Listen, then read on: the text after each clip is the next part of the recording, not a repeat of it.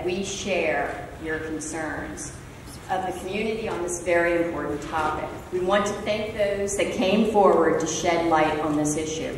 We appreciate the work of the Special Education PTA, the Fairfax County PTA, the Advisory Committee on Students with Disabilities, and all the other advocates who have shed light on this very important issue and have worked with us to begin to unpack the issue and identify the underlying issues of why incidences are occurring.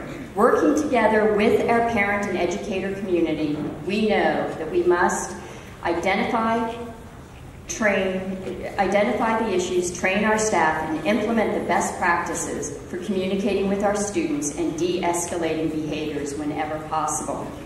I know that our education professionals in our schools and classrooms are dedicated to creating a positive experience for each of our students.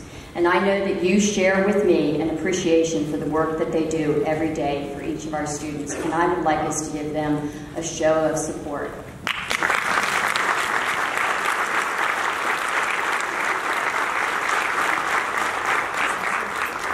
My colleagues and I are committed to working with the parent and educator community to understand ways that we can meet and exceed the expectations, ensuring that all of our children are treated with care and dignity in an environment that identifies and supports each of our children by name and by need to help them learn and grow.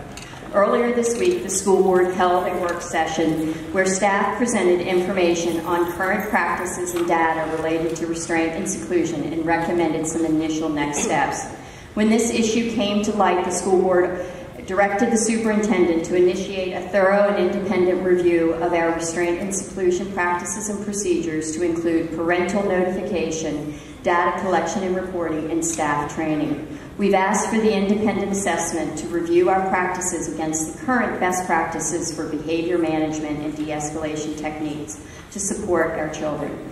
We're also committed to building the capacity for inclusion in our general ed, CSS, and day programs through additional staff training and professional development.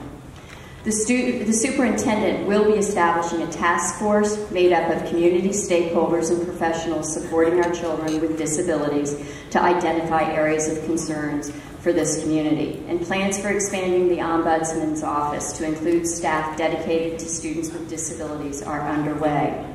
In closing, I want to assure you that the Fairfax County School Board is committed to providing the necessary resources to support our special education students. More than $500 million is set aside for special education services in our fiscal year 2020 budget. Initial support for the budget requests have been positive from both the county executive and the Board of Supervisors.